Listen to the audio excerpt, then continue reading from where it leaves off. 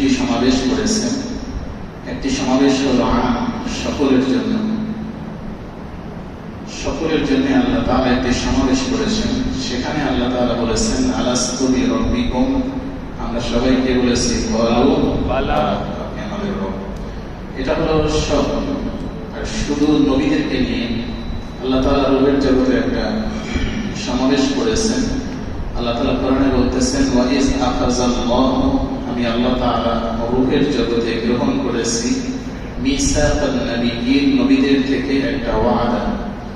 ওয়াদাটা হলো এই, যখন আখিরি পয়গম্বর আসবে, যার সময় আসুক না কেন, লাতুমিনুন্না বিহি ওয়া লাতানসুরুন্নাহু, তোমরা সকল নবীরা আখিরি পয়গম্বরের উপরে ঈমান আনবে, ওয়া লাতানসুরুন্না, তাকে সহযোগিতা করবে।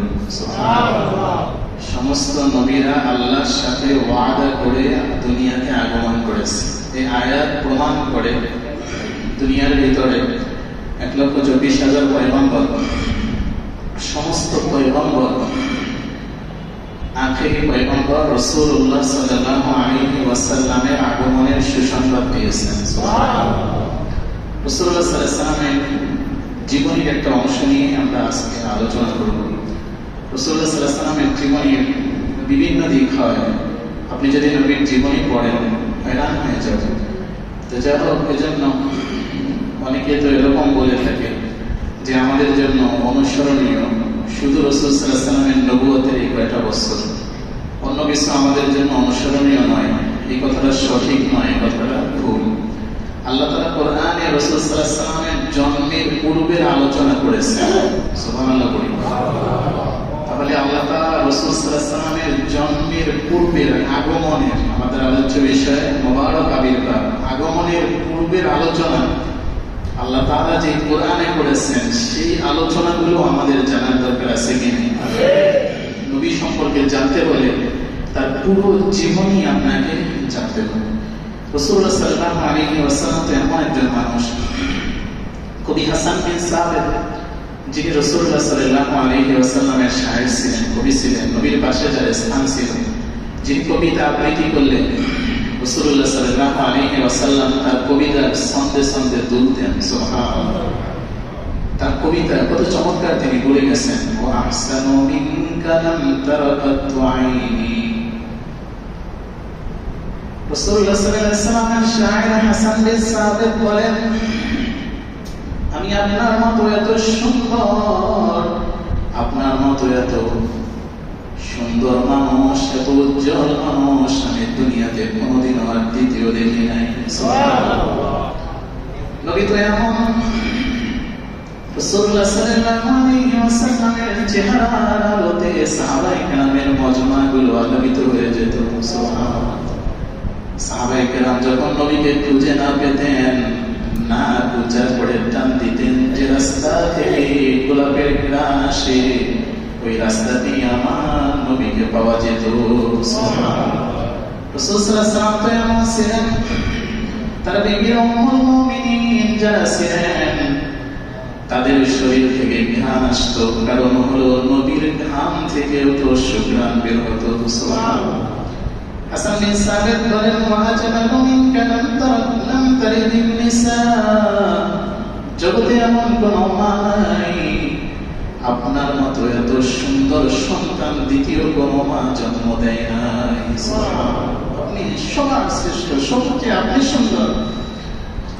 খুলিকাতা মুবাররাআন মিন কুল্লি আইবিন, আল্লাহ তাআলা ইচ্ছা মতো আপনাকে সৃষ্টি করেছেন। সুবহানাল্লাহ। হাসান বিন সাবিত বলছেন নবীর সামনে, হাসান বিন সাবিত বলতেছেন, ওয়া কাআন্নাকা কাদ খুলিকতা কামা তাশা, আপনার তুলনায় জগতে আর কোন সন্তান নাই, আপনার তুলনা আপনি নিজে। সুবহানাল্লাহ। এজন্য জিবরাইল আমিনা বলেছেন, হাসান বিন সাবিত তো জগতের মানুষকে দেখে নবীর সামনে কথা বলেছেন, আর জিবরাইল বলেছেন যে আমি লৌহ কলম, আমি তো উপরের জগতের ভিতরে ঘুরি, আমি শুধু দুনিয়া না, আমি আসমানে ঘুরি, আপনার মতো এত সুন্দর আমি জিবরাইল কোনদিন কাউকে দেখিনি। সুবহানাল্লাহ। এজন্য রাসূলুল্লাহ সাল্লাল্লাহু আলাইহি ওয়াসাল্লাম তো এমন ছিলেন, সামান্য শামাইলে তিরমিজি পড়বেন। কি পড়বেন বলেন? শামাইলে তিরমিজি, এটা বাংলাও পাওয়া যায়।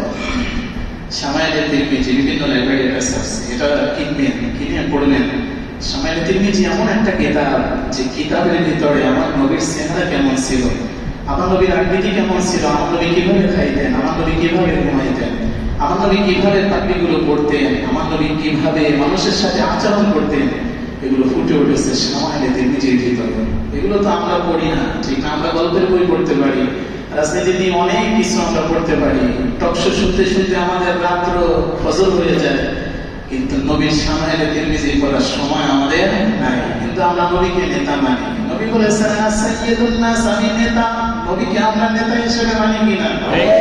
কিন্তু নেতা সম্পর্কে জানি না, নেতাকে ইতাআত করতে চাই। আল্লাহ তাআলা কোরআনের পৃষ্ঠায় পৃষ্ঠায় বলেছেন আতিউল্লাহ ওয়া আতিউর রাসূল, তোমরা নবীকে অনুসরণ করো যদি আল্লাহকে পেতে চাও। আল্লাহ অনুসরণ যদি করতে চাও, আমরা নবীকে অনুসরণ করতে পারি। কিন্তু জুমার দিনও আমরা দেখা যায় জার্সি পরে আসি মিছিল জুমার নামাজ পড়তে, এটা হলো আমাদের আদত। নবীর সুন্নাত আমাদের ভিতরে থাকে না, তারপর আমরা নবীর আসে, এই কি আসে শুধু মুখে হলে হবে? যে কথা আমরা বলতেছিলাম, তাহলে সমস্ত নবীরা রাসূলুল্লাহ সাল্লাল্লাহু আলাইহি ওয়াসাল্লামের আগমনের সুসংবাদ দিয়েছেন। সেই নবী কেমন আমরা আলোচনা করতেছিলাম। হযরত আয়েশা রাদিয়াল্লাহু তাআলা আনহা কবিতা আবৃত্তি করেছেন, লানা শামসুন ওয়া লিল আফাকি শামসুন, ও দুনিয়ার মানুষ, তোমাদের একটা সূর্য আছে, যে সূর্য তোমরা চোখে দেখো আকাশে। ওয়া ইন্নাশ শামসি, আর আমার কাছেও একটা সূর্য আছে, খায়রুম মিন শামসিস সামা, তোমাদের আকাশের সূর্যের চেয়ে আমি আয়েশার সূর্য খায়রুত্তম। তিনি বলেন ফাইন্নাশ শামসা তাতলু বা'দা ফাজরিন, দুনিয়ার মানুষ, তোমাদের সূর্য উদিত হয় বা'দা ফাজরি, ফজরের নামাজের পরে অথবা প্রত্যুষের পরে। ওয়া শামসি, আর আমি আয়েশার একটা সূর্য আছে আমার নিজের, ইয়া নিসবাত, মানে সূর্যের মালিক যেন আমি। সুবহানাল্লাহ। ওয়া শামসি, আমার ঘরের একটা সূর্য আছে, সেই সূর্যটা কেমন? তালিউন বা'দা ইশাই, আমার আয়েশার ঘরের সূর্য উদিত হয় ইশা নামাজের পরে। সুবহানাল্লাহ। নবী আমার ঘরে আসে ইশা নামাজের পরে। সুবহানাল্লাহ। রাসূলুল্লাহ সাল্লাল্লাহু আলাইহি ওয়াসাল্লামের আগমনের সংবাদ তার জন্মের 500 বছর পূর্বে পয়গম্বর ঈসা আলাইহিস সালাম আগমন করেন। রাসূল সাল্লাল্লাহু আলাইহি ওয়াসাল্লামের জন্ম থেকে 500 বছর পূর্বে, এই 500 বছরে কোন নবী রাসূল আগমন করে নাই। এই 500 বছর ফাঁকা ছিল।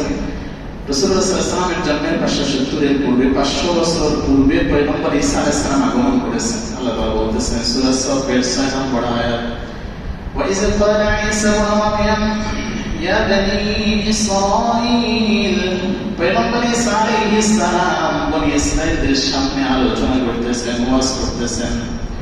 বনি ইসরাঈলদের সামনে পয়গম্বর ঈসা আলাইহিস সালাম বলতেছেন, আল্লাহ তাআলা সরাসরি কোরআনে কোট করেছেন, ক্বালা ঈসা ইবনে মারইয়াম, মারইয়ামের সন্তান ঈসা আলাইহিস সালাম বলতেছেন, ইয়া বনি ইসরাঈল, হে বনি ইসরাঈল, ইন্নী রাসূলুল্লাহি ইলাইকুম, নিশ্চয়ই আমি আল্লাহর পক্ষ থেকে একজন প্রেরিত রাসূল। মুসাদ্দিকাল লিমা বাইনা ইয়াদাইয়া মিনাত তাওরাত, মুসাদ্দিক তাওরাত, সেই তাওরাত আমি ঈসা সাক্ষী দিয়ে সত্যায়ন করি, তাওরাত সত্য।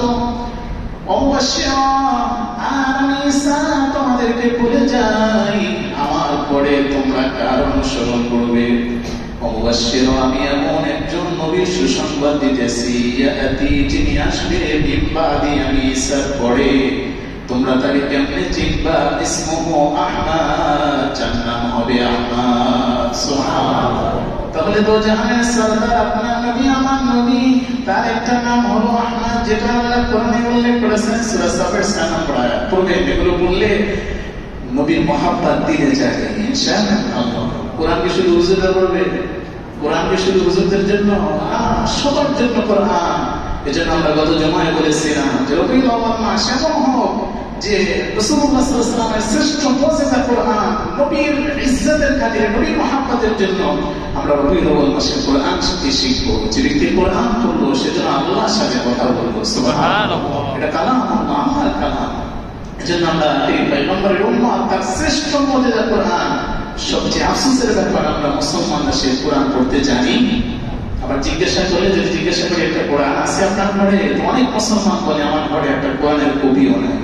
আবার গতজনে আমরা বলেছিলাম যে কোরআনের কপি আছে, অনেক ঘরে দেখলে দেখা যায় যেটা টিভির উপরে কাপড় আছে, প্রতিদিন সপ্তাহে একবার করে কাপড় ধোয় টিভির কাপড়, কিন্তু কোরআনের উপরে ময়লা পড়ে থাকে, মুসলমানদের খবর থাকে না। এটা হলো আমরা মুসলমান। আল্লাহ তাআলা হেফাজত করে, বলি না।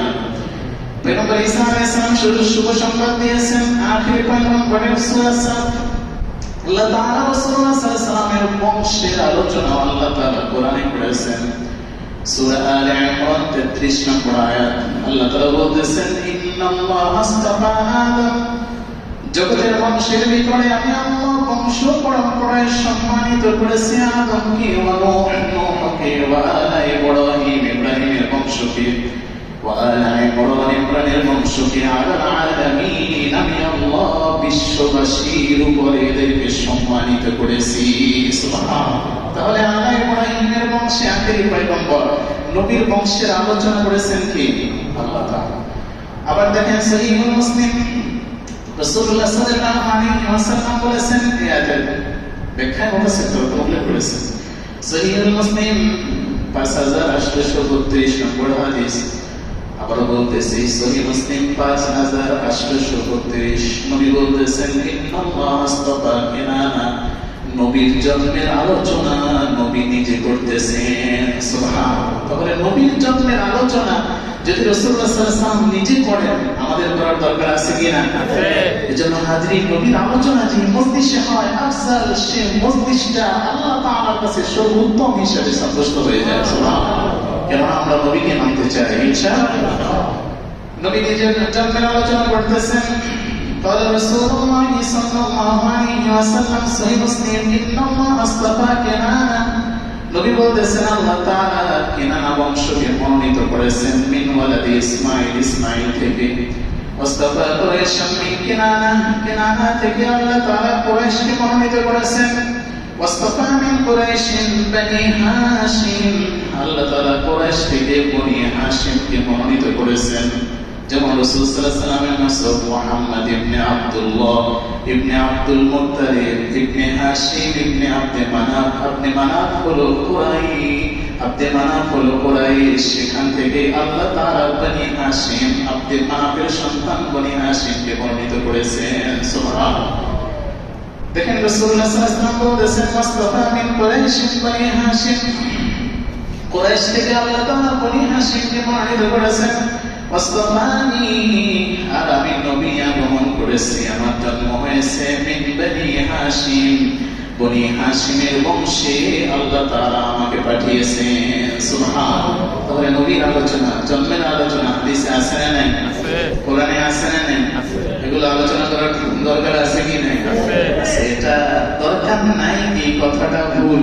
আমি তো এতক্ষণ কোরআন হাদিসই বললাম, কি বলেন আপনারা? কোরআনের আয়াতগুলো বলবো। এজন্য আরো অনেক আছে। দেখেন সূরা শুআরা, আমি আর কয়টা আয়াত বলবো, এজন্য পড়বেন। অনেক সিরাতের কিতাব, আর রাহিবুল মাকতুম, বিখ্যাত সিরাতের কিতাব, সিরাতে মুস্তাফা ইদ্রিস কামরুবি রাহমাতুল্লাহ, এগুলো বিখ্যাত সিরাতের কিতাব। খাসাইসুল কুবরা জালালউদ্দিন সুয়ুতী রাহমাতুল্লাহ আলাইহি, যার সনদ সহ 2 লক্ষ হাদিস মুখস্থ ছিল। সুবহানাল্লাহ। জালালউদ্দিন যার তাফসীর পড়ে সারা বাংলাদেশ সহ সারা বিশ্বের যত আলেম জালালউদ্দিন সুয়ুতীর তাফসীরে জালালাইন পড়া ছাড়া কেউ আলেম হতে পারে না। জালালউদ্দিন সুয়ুতী কি শুধু তাফসীর লিখছেন না, তিনি নবীর জীবনীও লিখেছেন। বইয়ের নাম খাসাইসুল কুবরা, বাংলায়ও পাওয়া যায়। আল্লাহ তাআলা আমাদেরকে নবীর এই জীবনীগুলো পড়ে নবীর ঢঙে রঙিন হওয়ার আল্লাহ তাআলা তৌফিক দান করে, বলি আমিন। রাসূলুল্লাহ সাল্লাল্লাহু আলাইহি ওয়াসাল্লাম সম্পর্কে আল্লাহ বলতেছেন সূরা শুআরা 196 নম্বর আয়াত, ওয়া ইন্নাহু লাফি সুবুরিল আউয়ালিন, পূর্ববর্তী কিতাবেও আমি আল্লাহ আপনার আলোচনা করেছি। তাহলে কোরআন সাক্ষী দিতেছে তাওরাতে নবীর আলোচনা আছে, ইনজিলে নবীর আলোচনা আছে, এটা কোরআন বলতেছে। সূরা শুআরা 196 নম্বর আয়াত, 97 নম্বর আয়াতে আল্লাহ তাআলা বলতেছেন তাওরাতে আপনার আলোচনা আছে, এটা জানে কে? তা আল্লাহ বলতেছেন, আওয়ালাম ইয়াকুল লাহুম আয়াতান, এই যে আপনি আসবেন এই নিদর্শন আমি দিয়ে দিয়েছি, আইয়ালামু উলামাউ বনি ইসরাঈল, এটা যে শুধু ঈসা জানে এমনটা না, বনি ইসরাইলের যত আলিম আছে, উলামা, বহু বচন আল্লাহ ব্যবহার করেছেন। বনি ইসরাইলের যত আলেম, সমস্ত আলেমরা জানে আপনি নবী আগমন করবেন। সুবহানাল্লাহ, আল্লাহ বলতেছেন। এখন দেখেন এই আলেমদের কথা বললে অনেক সময় প্রয়োজন, আমরা কয়েকজনের কথা বলার চেষ্টা করব ইনশাআল্লাহ। তাহলে আল্লাহ তাআলা সূরা শুআরা 97 নম্বর আয়াতে আল্লাহ তাআলা বলতেছেন রাসূলুল্লাহ সাল্লাল্লাহু আলাইহি ওয়াসাল্লাম আসবেন, এটা ইহুদি আলেমরাও জানতো।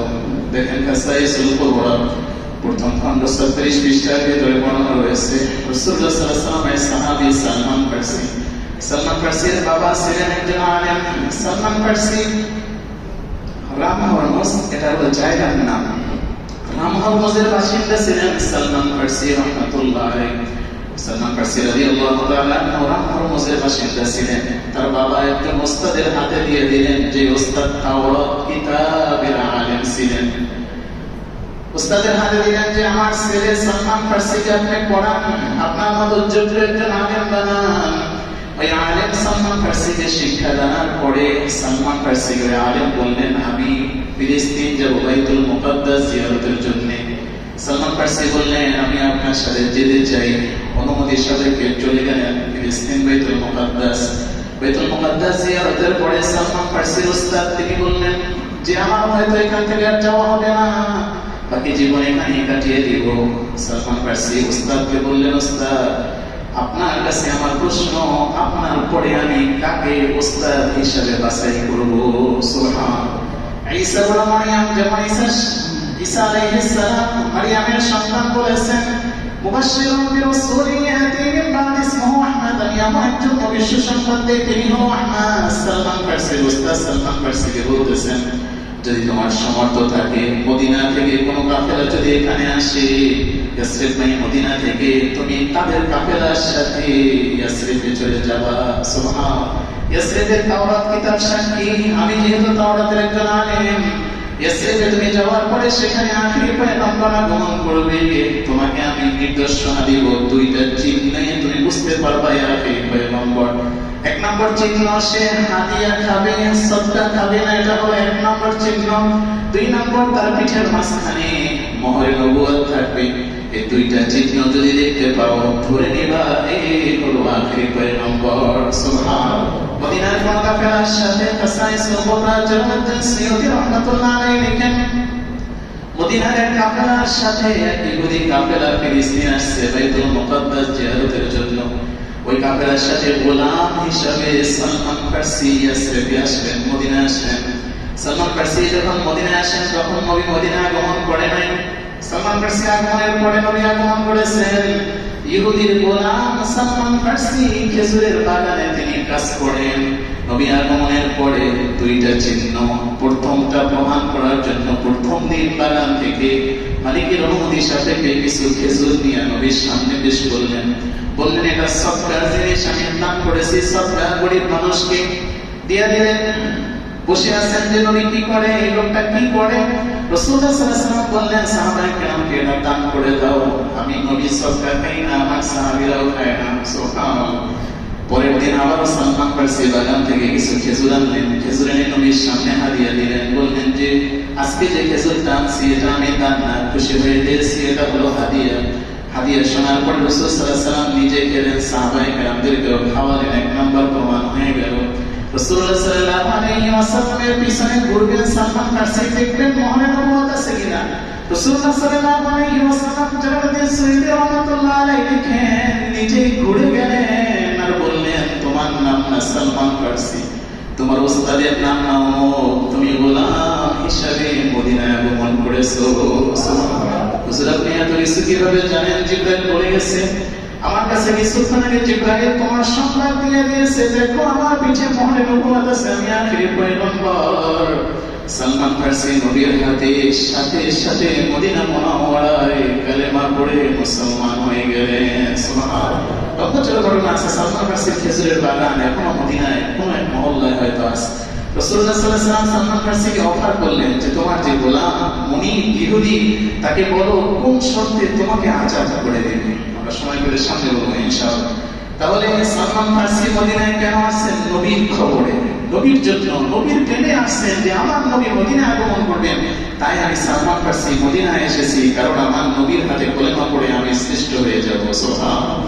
দেখেন মদিনায় যারা ইহুদি ছিলেন, আল্লাহ তাআলা বলতেছেন সূরা বাকারা 89 নম্বর আয়াত, ওয়ালাম্মা জাআহুম কিতাবুম মিন ইনদিল্লাহি মুসাদ্দিকান লিমা মাআহুম।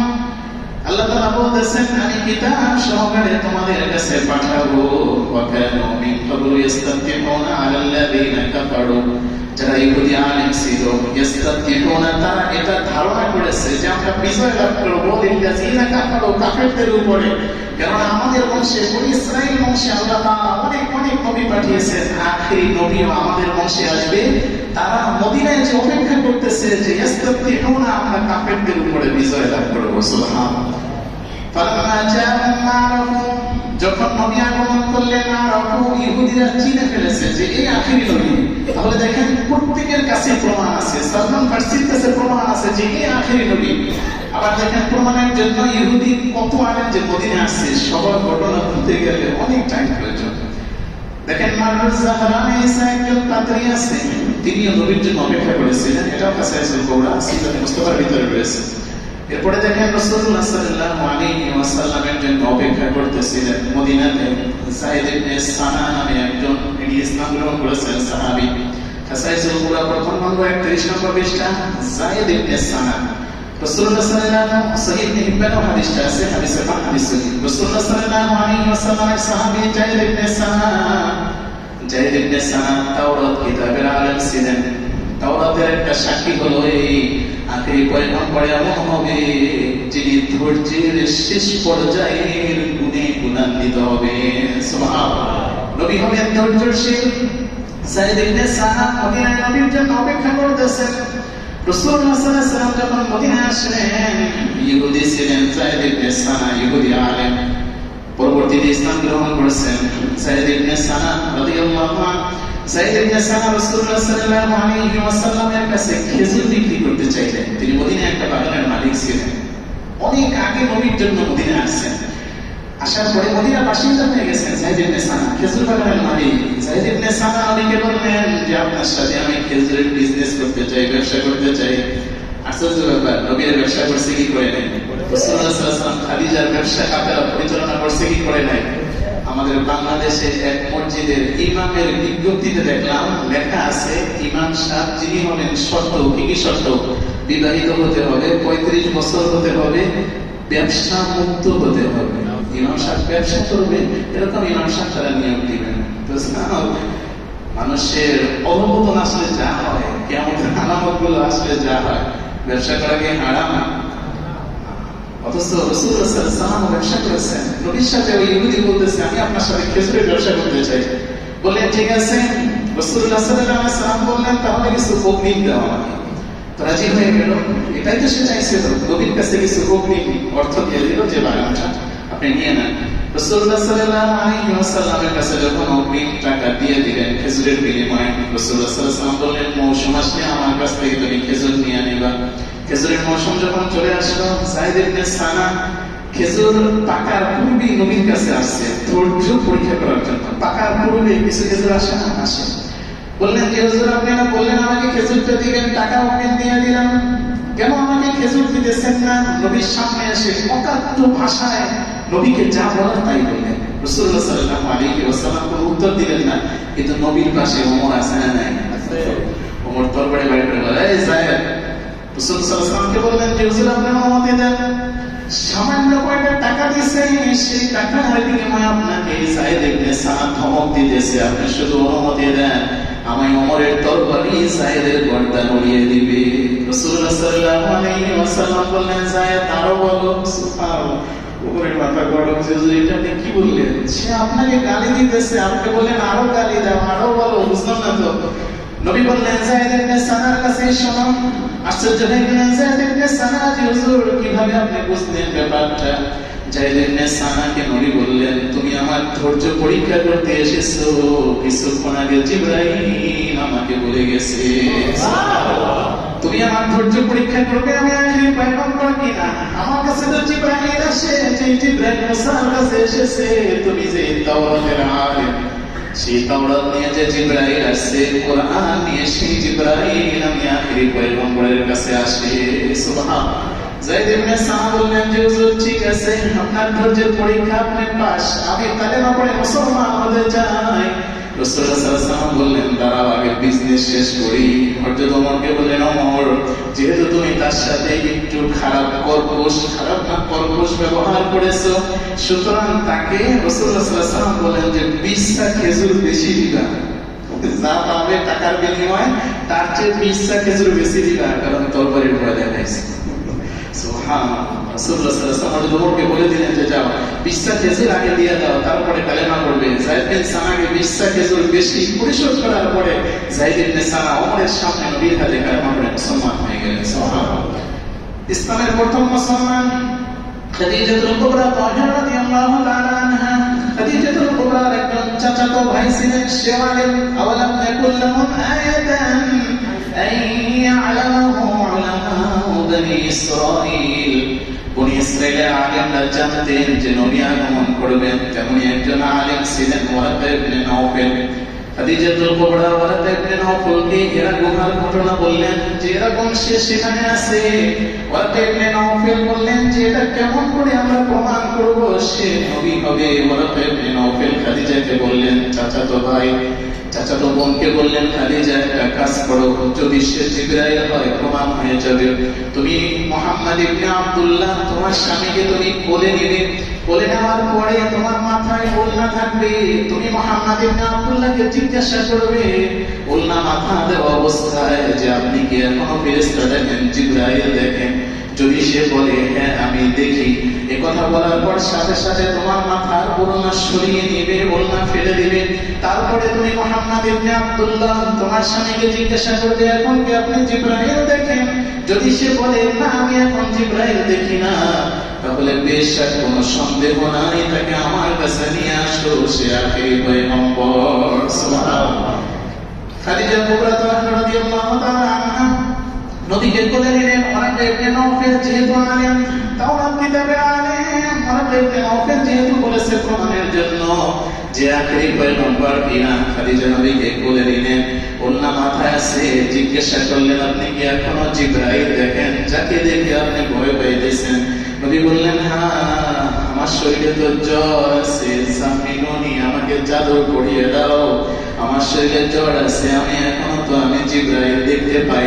খাদিজাতুল কুবরা ওয়ারাকা ইবনে নাওফলের কথার সাথে সাথে নিজের ওড়না সরিয়ে ফেললেন, মাথার কাপড় ফেলে দিলেন, বললেন এখন কি আপনি জিবরাইল দেখেন? নবী বললেন না, এই মাত্র জিবরাইল এই স্থান থেকে বিদায় নিয়েছে। সুবহানাল্লাহ। এজন্য হাজরিন দেখেন, তার মানে কোন মহিলা যদি ওড়না ছাড়া ঘরেও থাকে, সেখানেও রহমতের ফেরেশতা দূর দূর করে চলে যায়। অথচ ঘরে আমাদের মা বোনরা ওড়না ছাড়াই স্বাভাবিক চলাফেরা করে, এটা না ওড়না ছাড়াই চলাফেরা করে, রাস্তায় ওড়না থাকে না, ঘর তো দূরের কথা বলে। তো যা হোক, এজন্য হাজরিন যেই রাস্তায় বেগানা মহিলা চলে ওখানে রহমতের ফেরেশতা থাকে না, গজব আসতে পারে। এরকম মহিলা দেখলে ওই রাস্তায় হাঁটার দরকার নাই, দূরে হাঁটবেন, আল্লাহর গজব থেকে আমাদেরকে হেফাজত করে বলি আমিন। আর রাস্তায় তো এগুলো মাশাআল্লাহ এরকম হেঁটে গেলে যুবকরা তো তাকাই থাকে, ওই যে এক নজর দেখা যায় আছে না, তাকাইছে তো তাকাইছে, ঠিক না? আল্লাহ তাআলা হেফাজত করে বলি আমিন। এজন্য হাজরিন, মহিলাদের ঘরের ভিতরেও মাথায় কাপড় দেওয়ার অভ্যাস করা উচিত। কারণ হলো ঘরের ভিতরেও যদি সে মাথায় কাপড় না দেয়, এই হাদিস প্রমাণ করে যে ঘরের ভিতরে রহমতের ফেরেশতা থাকে না। যতক্ষণ পর্যন্ত সে মাথায় ওড়না দিয়ে থাকবে ততক্ষণ পর্যন্ত ঘরে রহমতের ফেরেশতা থাকবে না। আল্লাহ তাআলা আমাদেরকে আমল করার তৌফিক দান করে বলি আমিন। সময় শেষ হয়ে যাচ্ছে, এজন্য হাজরিন রাসূলুল্লাহ সাল্লাল্লাহু আলাইহি ওয়াসাল্লাম অনেকগুলো এখানে নিয়ে আসছিলাম। আওয়ালাম ইয়াকুল লাহুম আয়াতান আন ইয়ালামাহু উলামাউ বনি ইসরাঈল। বনি ইসরাঈলের সমস্ত আলেমরা, যত আলেম মদিনায় আগমন করেছেন, সবাই নবীকে এক নজর দেখার জন্য আসছেন। সুবহানাল্লাহ। কিন্তু বনি ইসরাঈল ইহুদিরা বলবেন যে হুজুর তাহলে ইহুদিরা তো নবীর বিরোধিতা করছে মদিনায়, নবী তাদেরকে বের করে দিয়েছেন। আল্লাহ তাআলা সূরা বাকারা 89 নম্বর আয়াতে আল্লাহ তাআলা বলতেছেন, যখন নবী আগমন করেছে, ওয়াকানু মিন ক্বাবলি ইস্তাতিউনা আলাল্লাযিনা কাফারু, ইহুদিদের মদিনাতে ধারণা ছিল ছিল যে কাফেরদের উপরে তারা বিজয় লাভ করবে, নবীর হাতে তারা কালেমা পড়বে, তাদের মর্যাদা বেড়ে যাবে, তারা আনসারী সাহাবী হয়ে যাবে। ফালাম্মা জাআহুম, যখন নবী আগমন করলেন, আরাফু, ইহুদিরা চিনতে পারছে, তার মানে নবীর তাওরাতের যতগুলো আলামত, সব আলামত আমার নবীর ভিতরে তারা পেয়েছে। সুবহানাল্লাহ। আল্লাহ তাআলা বলতেছেন আরাফু, তারা চিনেছে, কিন্তু তাদের বংশে, বনি ইসরাইল বংশে যেহেতু নবী আগমন করে নাই, কাফারু বি, তারা অস্বীকার করে ইহুদি হয়ে গেছে। এজন্য আল্লাহ তাআলা ইহুদিদেরকে ফালানাতুল্লাহি আলাল কাফিরিন, কিয়ামত পর্যন্ত কোরআন সাক্ষী দিয়েছে আল্লাহ তাআলা ইহুদিদেরকে লানত দিয়েছেন। নাউযুবিল্লাহি মিন যালিক। এজন্য ইহুদিরা লানতপ্রাপ্ত। আল্লাহ তাআলা ইহুদিদের চক্রান্ত থেকে সারা বিশ্বের মুসলমানদেরকে হেফাজত করে বলি এজন্য হাজির নবী আগমন করেছেন সোমবার। কি বার? সোমবার। সহিহুল মুসলিম 2636 নম্বর হাদিস। আবার বলতেছি, সহিহুল মুসলিম 2636 নম্বর হাদিস। আন আবি কাতাদা আল-আনসারী, আনসারী একজন সাহাবী কাতাদা, নবী যখন মদিনা আগমন করলেন, রাসূলুল্লাহ সাল্লাল্লাহু আলাইহি ওয়াসাল্লাম সোমবারে রোজা রাখেন, বৃহস্পতিবারে রোজা রাখেন। রাসূলুল্লাহ সাল্লাল্লাহু আলাইহি ওয়াসাল্লাম রাসূলুল্লাহ সাল্লাল্লাহু আলাইহি ওয়াসাল্লাম মুহররমের 10 তারিখে রোজা রাখেন। এই যে রোজাগুলো, ওই সাহাবী আনবী কাতাদা, লম্বা চড়া হাদিস, আমার আলোচ্য বিষয়টা বলি। কাতাদা নবীকে জিজ্ঞাসা করলেন, আন্না রাসূলুল্লাহ সাল্লাল্লাহু আলাইহি ওয়াসাল্লাম সুইলা আন ইয়াউমি ইসনাইনি সাওমি ইয়াউমিল ইসনাইন, যে হুজুর আপনি কেন সোমবারে রোজা রাখেন? ক্বালা, নবী কাতাদা উত্তরে, কাতাদা আনসারী সাহাবী, মদিনার বাসিন্দা, বলেন যে হুজুর আপনি মদিনা আগমন করলেন, আপনি সোমবারে রোজা রাখেন, কারণ কি আমরা তো জানি না। নবী উত্তরে বললেন, যালিকাল ইয়াউম, এটা এমন একটা দিন, উলিদতু ফীহি, আমি নবী এই দিনে জন্মগ্রহণ করেছি। সুবহানাল্লাহ। আশা করি বুঝতে পারছেন। তাহলে দিবস নাই একদম এরকম বলা আসলে ঠিক না। আপনি বুঝতে হবে যেটা শিরক, যেটা বেদাত, সেটাকে পরিহার করেন। নবী তো সোমবারে রোজা রাখতেন, কেন এই দিবসে? তাহলে দিবস আছে না? নবী যেহেতু সোমবারে রোজা রাখতেন, কেন? নবী উত্তরে বলতেছেন, উলিদতু, আমি এই দিনে জন্মগ্রহণ করেছি, তাই আমি এই দিনে রোজা রাখি। এজন্য সোমবারে রোজা রাখার যে তরিকা, সেটা বিশ্বে চলে। সহিহ হাদিস দ্বারা প্রমাণিত। আপনি মক্কা মদিনাতে যাবেন, দেখবেন সোমবারে তারা ইফতারি খাওয়া হয়েছে, ঠিক না? সোমবারে বৃহস্পতিবারে ব্যাপক খাবার আয়োজন হয়, যে রোজা রাখে না তাকেও খাওয়ানো হয়। আমাদের মহল্লায় বা আমাদের দেশের হালত কি, রমজান মাসে যারা রোজা রাখে না, যদি মসজিদে ইফতারের আয়োজন হয়, যারা রোজা রাখে না এদেরকে বের করে দেয়। আসলে উত্তম আমল, নবীকে প্রশ্ন করা হয়েছে, হুজুর আফজালুল আমাল, উত্তম আমল কি? নবী বলেছেন, আফশুস সালাম। বুখারী মুসলিম হাদিস, আফশুস সালাম, ব্যাপক সালাম দাও, তুতিমুত তাআম, মানুষকে খাওয়াও, এর চেয়ে উত্তম কোনো আমল নাই। সুবহানাল্লাহ। এজন্য যাকে দেখবো সালাম। আবার হিন্দুকে না, ঠিক না? অনেকের চেহারা দিকে তাকাই থাকে, আমি তো সবাইকে চিনি, দূর থেকে আসছে, চেহারা দিকে তাকাই থাকতে হয়, যে তারপরে চিন্তা করতে হয় যে হিন্দু বুঝে নাই, এটা হিন্দু না মুসলমান। তো যারা এজন্য মুখে দাঁড়িয়ে না থাকলে তো ভিন্ন কিছু ধারণা করা হয়, ঠিক না? আল্লাহ তাআলা আমাদেরকে হেফাজত করে, বলি আমিন। তো সোমবারের রোজা সম্পর্কে নবীকে প্রশ্ন করা হয়েছে যে হুজুর সোমবারের রোজা আপনি কেন রাখেন? নবী বলতেছেন, ফীহি উলিদতু, কেননা আমি নবী সোমবারে জন্মগ্রহণ করেছি। নবী এরপরে বলতেছেন, ওয়াইস্তু ফীহি, এই সোমবারই দুনিয়া থেকে আমি বিদায় নিব। সুবহানাল্লাহ। জগতের ভিতরে দুইজন মানুষ ছিলেন, তার মৃত্যু কখন হবে এটা জানতেন। এক নম্বর হলো আদম আলাইহিস সালাম, দুই নম্বর হলো আখিরি পয়গম্বর মুহাম্মদুর রাসূলুল্লাহ সাল্লাল্লাহু আলাইহি ওয়াসাল্লাম। নবী বলতেছেন, আমি সোমবারে দুনিয়া থেকে বিদায় নেব। আর উনসির আলাইহি ফীহি, সোমবারে সর্বপ্রথম আমি নবীর উপরে ওহী আগমন করেছে। সুবহানাল্লাহ। তিনটা কথা বলেছে যে আমি সোমবারে কেন রোজা রাখি, কারণ হলো অনেক কথা আছে যে আমি সোমবারে জন্মগ্রহণ করেছি, অপরিচিত আমি সোমবারে দুনিয়া থেকে বিদায় নেব। আবুনসির আলাইহি, সে মুসলিমের হাদিস, যে সোমবারে আমার উপরে কোরআন নাযিল হয়েছে। এজন্য আল্লাহ তাআলা এই আমলগুলো আমাদেরকে করার তৌফিক দান করে, বলি আমিন। রাসূলুল্লাহ সাল্লাল্লাহু আলাইহি ওয়াসাল্লাম এমন একজন মানুষ যাকে আল্লাহ তাআলা মর্যাদা দিয়েছেন। রাসূলুল্লাহ সাল্লাল্লাহু আলাইহি ওয়াসাল্লাম, সালমান ফারসির খেজুরের বাগানের কথা কিন্তু বাকি আছে। এরপরে দেখেন রাসূলুল্লাহ সাল্লাল্লাহু আলাইহি ওয়াসাল্লাম এমন একজন মানুষ, খাসাইসুল কুবরা মূল কিতাবের 118 নম্বর পৃষ্ঠা আরবি। রাসূলুল্লাহ সাল্লাল্লাহু আলাইহি ওয়াসাল্লামের মর্যাদা, সম্মান, জীবনী আলোচনা করতে যে খাসাইসুল কুবরা জালালউদ্দিন সৈয়দী রাহমাতুল্লাহ আলাইহি বলতেছেন, আতুহু খুলিকা আদম, নবী এমন একজন মানুষ যাকে আল্লাহ তাআলা আদমের চরিত্র দান করেছেন। সুবহানাল্লাহ। এরপরে জালালউদ্দিন সিয়ুতি বলতেছেন মারিফাতা শীর্ষের জ্ঞান আল্লাহ তাআলা নবীকে দান করেছেন। সুজাতা নূহের সাহস, নূহ কেমন সাহস ছিল নূহের, সারা দুনিয়াতে প্লাবন হয়েছে, তারপর পয়গম্বর নূহ আলাইহিস সালাম ভয় পায় নাই। সুবহানাল্লাহ। যে ভয় পাবো কাকে? দুনিয়ার কোন পরাশক্তিকে ভয় পাওয়ার কোনো দরকার আছে? ভয় পাবো কাকে? আল্লাহকে। জালালউদ্দিন সিয়ুতি বলতেছেন সুজাতা নূহের সাহস আল্লাহ তাআলা নবীকে দিয়েছেন। কুল্লাতা ইব্রাহিম, ইব্রাহিম যে আল্লাহর বন্ধু, এই বন্ধুত্ব আল্লাহ তাআলা নবীকে দান করেছেন। বিসানা ইসমাঈল, ইসমাঈলের জবান আল্লাহ তাআলা নবীকে দিয়েছেন। সবর আইয়ুব, আইয়ুবের সবর আল্লাহ তাআলা নবীকে দিয়েছেন। জামাল ইউসুফ, আমরা তো মনে করি যে জগতের ভিতরে সবচেয়ে বেশি সুন্দর ছিল ইউসুফ আলাইহিস সালাম। না না, আল্লাহ তাআলা ইউসুফের সৌন্দর্য নবীকে দিয়েছেন। তারপরে আরো যে কত সৌন্দর্য দিয়েছেন কে জানে? আল্লাহ তাআলা জানেন। অনেক কথা এখানে এই নবীদের যে গুণগুলো, সমস্ত নবীদের আখের কথা, সমস্ত নবীদের সিফাত আল্লাহ তাআলা আখেরি পয়গম্বর রাসূলুল্লাহ সাল্লাল্লাহু আলাইহি ওয়াসাল্লামকে আল্লাহ তাআলা দান করেছেন।